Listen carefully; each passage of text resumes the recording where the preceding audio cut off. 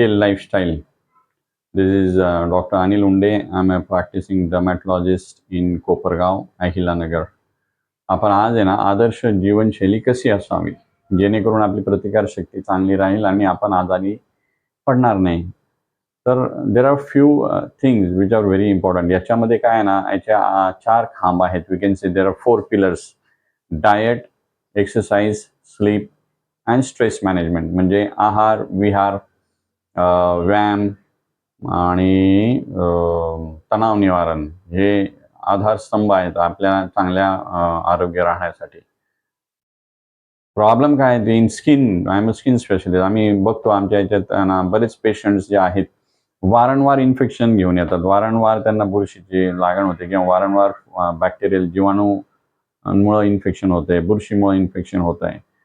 And there are other chronic autoimmune skin disorders. म्हणजे प्रतिकारशक्तीच्या दोषाशी निगडीत अनेक त्वचेचे विकार होतात, जसे की सोरेसिस, एक्झिमा, आर्टिकेरिया. आर्टिकेरिया म्हणजे शीतपित्त, गांध्या. एक्झिमा म्हणजे इसब, लायकन प्लॅनस. तर हे सगळे जे आहेत ते प्रतिकारशक्तीच्या दोषामुळे अँटीबॉडीज तयार होतात आपल्या शरीरामध्ये आणि त्या antibodies then they create problems आणि it is a vicious cycle. ते एकदा सुरू झालं की आपण जोपर्यंत आपली जीवनशैली सुधारत नाही, जीवनशैली आपण जोपर्यंत एकदम नैसर्गिक किंवा ॲटलिस्ट टुवर्ड्स नैसर्गिक करत नाही, तोपर्यंत हे प्रॉब्लेम्स परपेच्युअल किंवा कमी अधिक प्रमाणात चालूच राहतात आणि मग त्याला ट्रीटमेंट लागते कंटिन्युअस. मग बरेच पेशंट्स येतात, सर तुम्ही, आम्ही बरेच डॉक्टर्स फिरलो, तुम्ही आता 5वे डॉक्टर, 6वे डॉक्टर किंवा जरी आले किंवा तुम्ही आता तुमच्याकडे ही 10वी चक्कर, 12वी चक्कर. सो इन सच केसेस ज्यांना क्रॉनिक त्वचेचे विकार किंवा ज्यांना सांधेवात आहे, त्वचेच्या विकारांमध्ये psoriasis, eczema, lichen planus, urticaria म्हणजे शीतपित्त, गांध्या, या अशा पेशंट्सनी जे आहे they should improve their immunity. त्यांची प्रतिकारशक्ती चांगली केली पाहिजे आणि मग त्याच्यासाठी ह्या गोष्टी खूप महत्त्वाच्या: आहार, विहार, व्यायाम, तणाव निवारण. तर आहारामध्ये काय आहे ना, आहार आपला सगळा आता it has become all the more नैसर्गिक नाही राहिला आहे. लॉंग म्हणजे फूड चेन डिस्टर्ब झालेली आहे आणि आपल्या आहारामध्ये रिफाईंड प्रोडक्ट्स जास्त आपण वापरतोय. रिफाईंड शुगर, रिफाईंड तेल, रिफाईंड फ्लोअर म्हणजे मैदा, बेकरी आयटम याचं सेवन वाढलंय, हॉटेलिंग वाढलंय. बरं, हॉटेलमध्ये काय ना, बॉडी कॅन मॅचअप किंवा ती कव्हर करू शकते. आपला कमी असेल exposure to the unhealthy food, जे नको असणारं किंवा रिफाईंड प्रोडक्ट जे आहे ते थोडाफार प्रमाणात ठीक आहे, यू कॅन टेक, बट त्याचं प्रमाण जर if it is going 70-80% time you are eating that kind of food, उलटं झालंय, तर it is going to create problems. तर रिफाईंड ह्या प्रोडक्ट्समुळे खूप आपली प्रतिकारशक्ती प्रॉब्लेमॅटिक होत चाललेली आहे. तर पूर्वी जसं सणवाराला गोड धोड व्हायचं किंवा मैद्याचे पदार्थ व्हायचे, आता almost regularly we are taking that thing. काही ना काही आता इव्हेंट्स राहतात continuous, we are into celebration मोडमध्ये गेलं की हे रिफाईंड प्रोडक्ट्स जास्त खाल्ले जातात. आणि there are some surveys like जिथे जिथं फास्ट फूड चेन्स वाढतात, फास्ट फूड हॉटेल्स वाढतात, तिथं डायबेटिक, हायपरटेन्सिव्ह किंवा लाईफस्टाईल रिलेटेड डिसऑर्डर किंवा डाएट रिलेटेड डिसऑर्डर्स याचं प्रमाण वाढत चाललेलं आहे. So we have to try to balance. आपण बाहेर जाणारच आहोत, आपल्याला समाजात राहणंच आहे, तर प्रोग्राम्स राहणार, फेस्टिवल्स राहणार. अशा वेळेस काय ना, मग वी हॅव टू ट्राय, आपण काय करणं आहे तर 70-80% वेळ जे आहे आपण घरी खाणं आणि ते व्यवस्थित हेल्दी चॉईसेस पाहिजे. 20-30% वेळेस ठीक आहे की 20-30% times you are going to go out, तुम्हाला बाहेर जाणं आहे आणि बाहेरचं हॉटेल किंवा बाहेरचं प्रोग्राममधलं खाणं आहे. So you want to somewhere we have to make a 80-20% principal ह्याच्यामध्ये. ते रिफाईंड प्रोडक्ट्स कमी करणं आवश्यक आहे. त्याचबरोबर हायब्रिड सगळं आपल्या भाजीपाला जो आहे तो हायब्रिड आहे. पल्सेस, आय मीन ग्रेन्स वगैरे हे पण हायब्रिड आहे. व्हीट जर घेतला, गहू, त्याच्यात it has been hybridize so many times. तर आता त्याच्यात जो ग्लुटेन हा घटक आहे, gluten protein, that is cause of त्याच्यामुळे बरेचसे प्रॉब्लेम्स वाढतात. डायबिटीज मध्ये पण त्याचा प्रॉब्लेम होतोय. इवन स्किन डिसऑर्डर्स मध्ये, इवन पचन संस्थेमध्ये प्रॉब्लेम होतोय त्याच्यामुळं. त्यामुळं आतड्यातलं जे आरोग्य आहे, आपण काय म्हणायचं त्याला, गट हेल्थ. गट हेल्थ म्हणजे आतड्यातलं जे आरोग्य आहे ते बिघडलेलं आहे. त्याच्यात हे ग्लुटेनमुळं. प्लस हायब्रिड गायांचं, संकरित गायांचं दूध, त्याने देखील त्याच्यात जे प्रोटीन्स आहे, beta A1 casein protein, that also responsible for so many metabolic disorders. आमच्या स्किनच्या बाबतीत जर म्हटलं तर दिस थिंग्स लाईक रिफाईंड प्रोडक्ट्समुळं, प्लस दूध जे आहे, दुग्धजन्य पदार्थ, ह्या संकरित गाईचे दुधाचे पदार्थ वगैरे जे आहेत, त्याच्यामुळे पिंपल्स प्लस PCOD हे प्रॉब्लेम्स वाढत चाललेले आहेत. सो मिलेट्स बेस्ड किंवा ज्वारी, बाजरी, नागली, नाचणी ह्याचं जरा हे वाढवलं पाहिजे.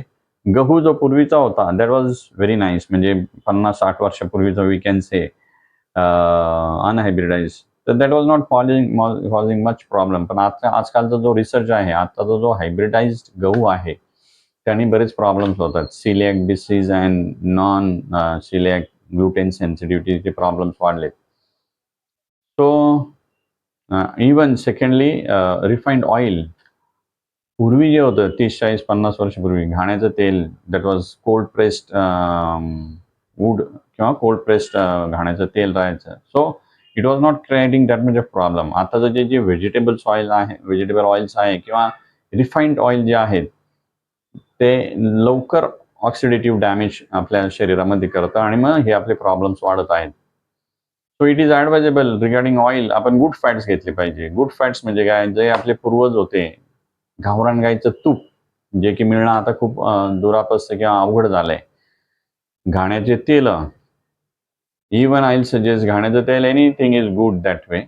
Coconut oil is also good. South इंडियामध्ये तर कोकोनट ऑइल दे टेक, घाण्याचं कोकोनट ऑइल जे आहे that is good for your health. It is good for your, I can say even brain health. त्याच्यामध्ये you have got MCT, medium chain triglycerides, which is very good for brain degenerative brain disorders. And these good fats are good for your heart even. Gavran देशी गाईचं proper तूप, that is very heart friendly. Now this is the research. मधल्या काळामध्ये it was told like की घी आणि तळलेले तेलकट खाऊ नका, but then it created another set of problems. In India, आपल्या भारतात ऑलरेडी आपण हे तूप आणि याचं सेवन आपल्या आहारात खूप होतं आणि मग आजाराचं प्रमाण पण कमी होतं त्यावेळेस. ऑफकोर्स त्यावेळेस धावपळ दगदगही कमी होती. लोक they were taking good food, even पालेभाज्या, भाज्या वगैरे पण ज्या होत्या त्या सकस आणि काय म्हणता येईल, देवर विदाउट टॉक्सिन्स. आजकाल आपला फळं भाज्या, पालेभाज्या, फळं, they are produce with lot of chemical intensive farming आहे.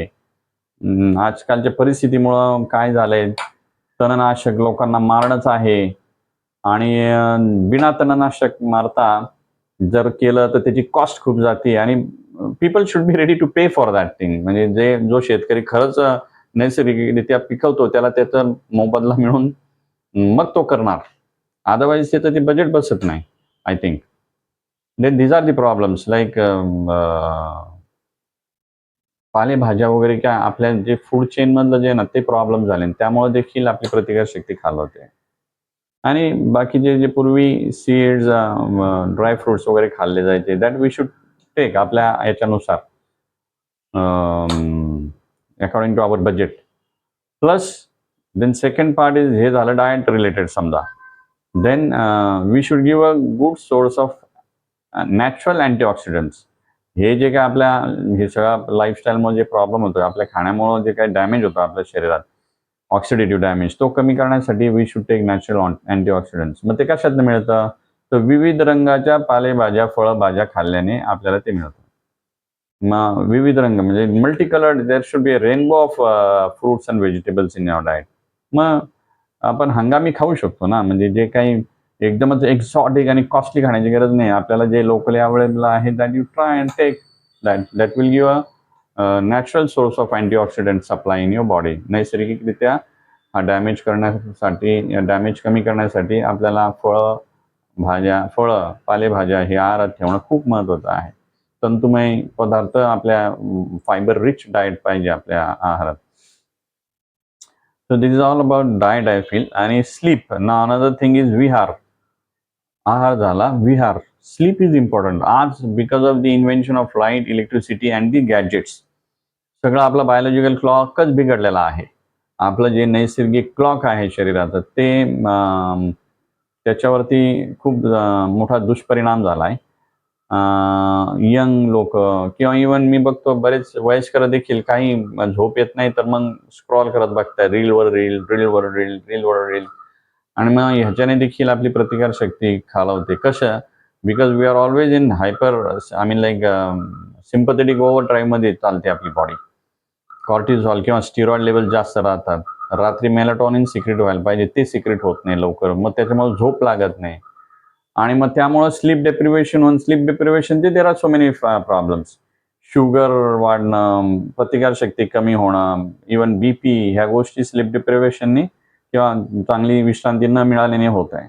चांगली विश्रांती जर भेटली नाही, 7-8 घंटे झोप पुरेशी झाली नाही तर that is one of the biggest problem we are facing today. त्याने सगळे आजार प्रॉब्लेम लवकर बरं म्हणजे सगळे आजार प्रॉब्लेमॅटिक होतात, म्हणजे they become chronic.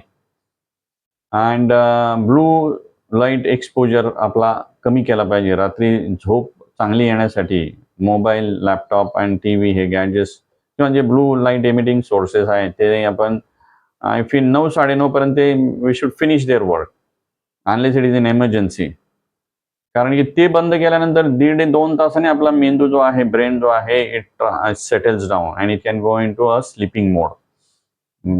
That's why this thing in today's time is very important. Like gadget किंवा digital hygiene we can say. हे जे डिजिटल ड्रग्ज आहे we can say this thing digital drugs. Mobile आणि हे ड्रग्सच झालेत एक प्रकारचे. So we should learn to minimise or make proper use. त्याचा योग्य ते वापर शिकणं आहे गरजेचं आहे आणि रात्री तर त्याचा झोप येण्यासाठी आपण ते टाळलं पाहिजे. थर्ड इज व्यायाम एक्सरसाइज ऑल्सो आपण बरेच करतात लोक. पूर्वी नैसर्गिकरित्या होऊन जायचं, सायकलिंग वॉकिंग खूप होतं, पण आता सगळीकडे आपण गाड्या घोडे घेऊनच फिरतो because of time and so many factors. मग त्याच्यामुळे व्यायाम करणं खूप महत्वाचं आहे. सकाळी 1-1.5 तास व्यायामासाठी दिलाच पाहिजे. त्यातली त्यात aerobic exercise is very important. Cycling, swimming, मैदानी खेळ, outdoor games I will say. Gym base तर आता सगळं जिमचं तर there is a craze. You can go जिथं शक्य नाही तिथं, but I will always suggest की you should go out in nature. जा जिथं ग्रीनरी आहे तिथं तुम्ही जाऊन फिरू शकतात. Go and do cycling there किंवा तिथं वॉकिंग करा. If you go in nature, तुम्ही नॅचरल सेटिंग्समध्ये गेला जिथं खूप चांगली झाडे गार्डन आहे तर तुमचं स्ट्रेस लेवल्स कमी होऊन जातात and that aids your healing. And finally coming to stress management. सगळ्यात मोठा आणखी एक प्रॉब्लेम काय ते stress. Everyone is because of to do list करण्याचे जे काही गोष्टी आहेत त्याचं लिस्ट वाढत चालली आहे and then it builds up stress. Everyone has to face this stress. पूर्वी स्ट्रेसचं जे प्रमाण होतं ते कमी होतं, पण आता in this century or in this times आपलं हे सगळं लाईफस्टाईल जसं झालंय असं झालंय की it is very stressful. So we should try to reduce our stress. मग त्याला बरेच मेकॅनिझम्स आहे. स्ट्रेस मॅनेजमेंट कोर्सेस राहतात. मग स्वतःच्या लेवलला काय करता येऊ शकतं तर you should go out for vacations or picnics किंवा you can see some comedy videos किंवा आपले जे काय फॅमिली बरोबर फ्रेंड्स बरोबर एक चांगला क्वालिटी टाइम घालणं. That also reduces the stress. And personally I feel like की going out in nature is very important nowadays. आजकाल सगळे जॉब जे झाले ते क्युबिकल बेस्ड झालेत. We are sitting in one cubicle आणि तिथंच राहतोय आपण 8-8, 10-10 घंटे. So going out of that thing is very important. आपण बाहेर गेलं पाहिजे. सकाळचा टाइम विशेष करून before joining for your work one should try to find and some time and go out in nature और बाहेर जाऊन वेळ घालवला पाहिजे. So, and spiritual practice is very important. According to PSM, preventive and social medicine, the definition of health is physical, mental, social and spiritual wellbeing. हे 4 aspects आहेत. शारीरिक, मानसिक, सामाजिक आणि आध्यात्मिक. हे 4 गोष्टी आहेत टू डिफाईन हेल्थ. म्हणजे आरोग्य चांगलं आरोग्यासाठी हे 4 गोष्टी खूप महत्त्वाच्या आहेत. शारीरिक आरोग्य, मानसिक आरोग्य, सामाजिक आरोग्य आणि आध्यात्मिक देखील. These things are very important. So learn, take, there are so many online वरती, but authentic spirituality is very important. Then and practicing yoga, pranayam, namasmaran, all these things are now proven beyond doubt. There are so many studies happened, done with respect to this thing, pranayam, and in the benefits of chanting किंवा नामस्मरण. It is there in our. आपल्याकडे सगळं म्हणजे भारत किंवा आपल्या आयुर्वेद आणि आपल्या ऋषीमुनींनी सगळं दिलेलं आहे.